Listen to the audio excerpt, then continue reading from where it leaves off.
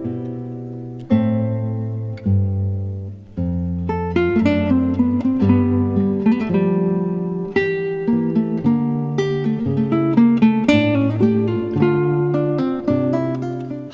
I'm Reverend Jake Sabe, and welcome to Children's Bible Stories.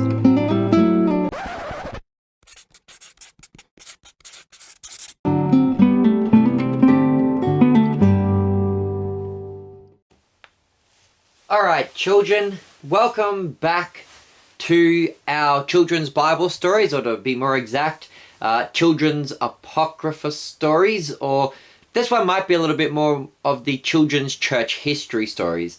Because we're dealing with a biblical character, in this story, St. Mark, and some events that do line up with the Bible, I guess this is more an apocryphal story, because we're going to look at some stories that aren't mentioned in the Bible, but they do happen around the same time as the Bible.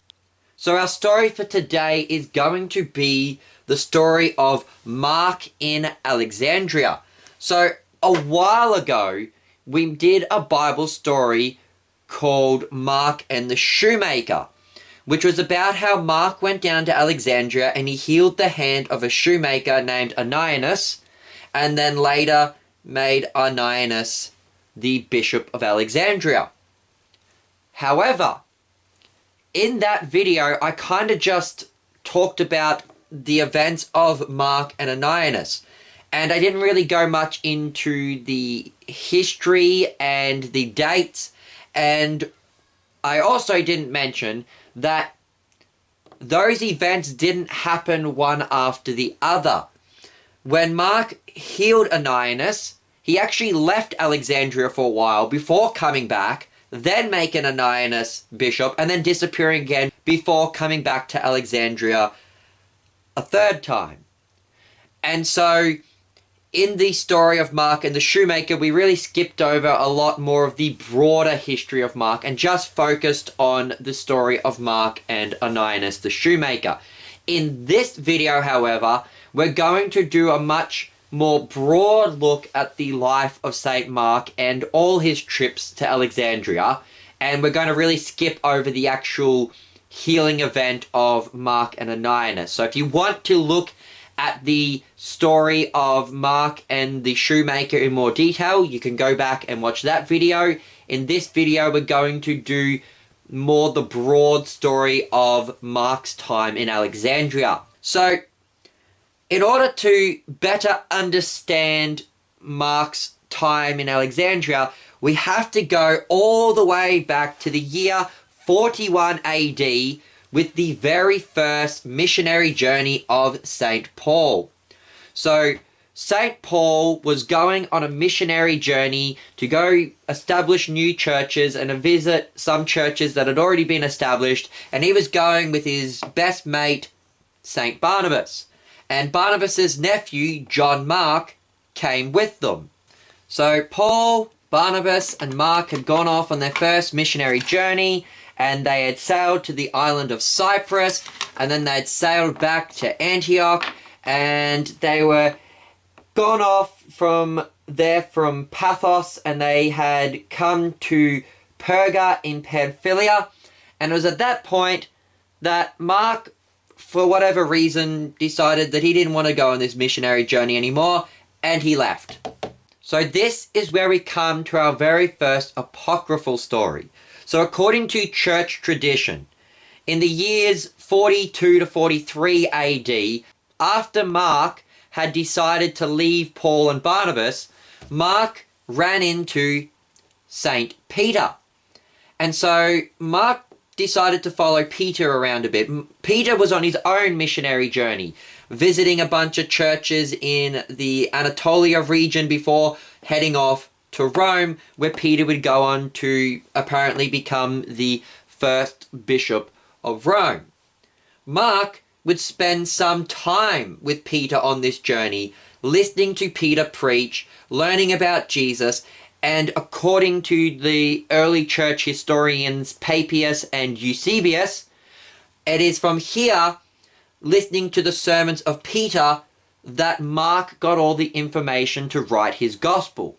And so according to the church father Papias, Mark's gospel is actually a collection of sermons preached by Saint Peter. And Mark spent some time with Peter, and they became good friends. Peter will later write in his epistles that he considers Mark to be like a son to him. But while Peter went off to Rome, Mark, however, decided to head down to Alexandria. This then is around the year 43 AD, and this is now the story of where Mark meets Ananias the shoemaker. So in the year 43 AD, Mark comes down to Alexandria, and his shoe breaks. He goes to the shoemaker. The shoemaker, Ananias, is fixing his shoe and hurts his hand. Mark then heals his hand and manages to convert Ananias to Christianity, and then goes and baptizes Ananias and his entire household. Now, as I mentioned in the Mark the Shoemaker story, Mark would eventually appoint Ananias to be the Bishop of Alexandria. But this doesn't actually happen until about another 20 years later. According to church tradition, after Mark had healed Ananias, Mark stayed in Alexandria for roughly another 5 to 6 years until the year 49 AD, when there was the council at Jerusalem. So according to the book of Acts, a dispute arose in the church over the issue of what we call the Judaizers, whether Christians had to continue the Jewish practices such as circumcision and kosher dietary laws, such as eating no pig. And so the Christians met in Jerusalem to discuss this, where they agreed that no, Christians did not need to be circumcised or keep the kosher dietary laws in order to be a Christian. And we know from the book of Acts that Mark was present for this council, because after the council, Paul and Barnabas are going to go on a second missionary journey, and Mark is there and wants to come with them. But that's when Paul and Barnabas have their big fight. Paul and Barnabas are going to go on a second missionary journey, but they can't agree over whether Mark should or shouldn't come. And so Paul decides to take their friend Silas with him, and they went off on their missionary journey. Whereas Barnabas and Mark went off on their own missionary journey, and they got in a boat and sailed off to Cyprus. That then is the last time in the book of Acts that Mark is mentioned. Everything else we know about St. Mark comes from Paul and Peter's epistles. But according to church tradition, Mark kind of repeated things. After he went with Barnabas to Cyprus, Mark didn't stay with Barnabas very long and decided that he didn't really want to go on this missionary journey, and decided that he'd go back to Alexandria, leaving Barnabas to have to do this missionary journey by himself.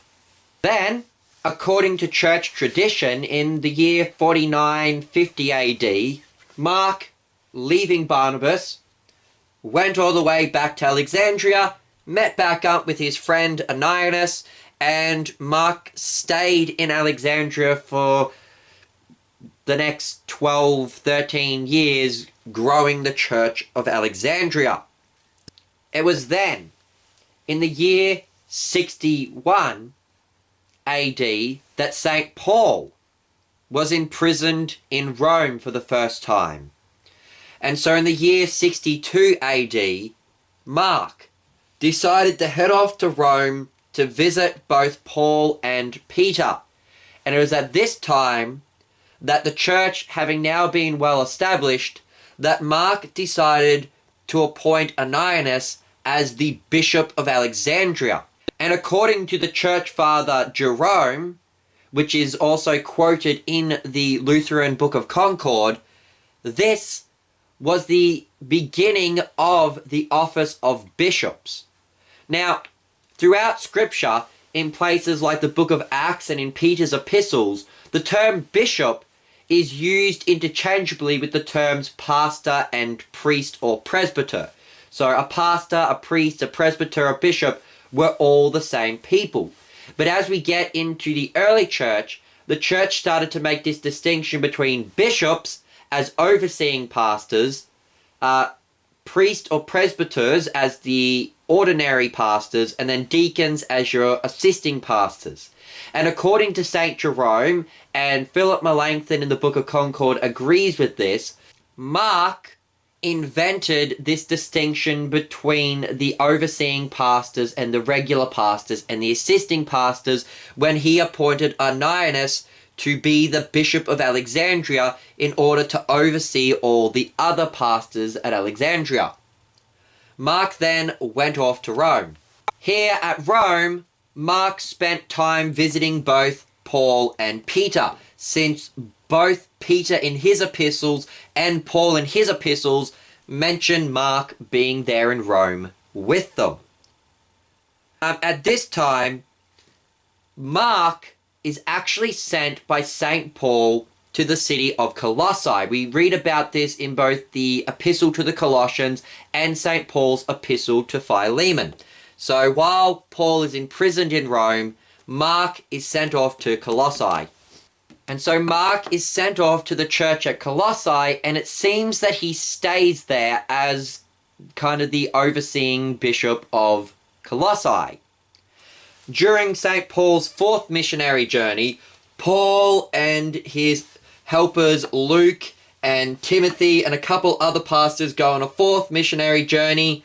They possibly pass through Colossae, say hi to Mark, and then they keep heading off back to Rome, where Paul is imprisoned a second time.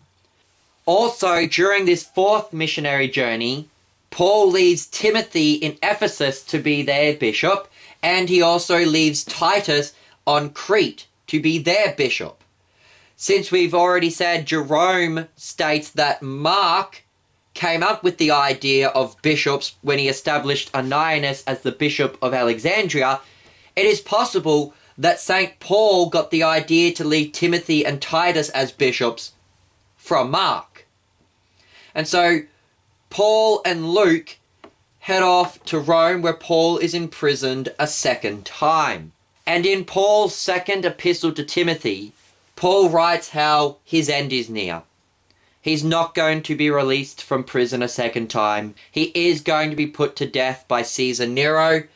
And so he writes to Timothy to please come and visit him in Rome before he dies. And he also asks Timothy if he could please go to Colossae and grab Mark and bring him as well.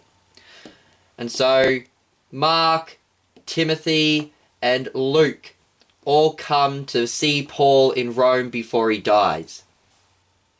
It is then in the year 66 AD that both St. Peter and St. Paul are killed by the Emperor Caesar Nero. Paul is beheaded and St. Peter is crucified upside down. After their deaths, Timothy, Luke, and Mark will go back to being pastors. Timothy most likely goes back to Ephesus. Luke would go and preach somewhere else.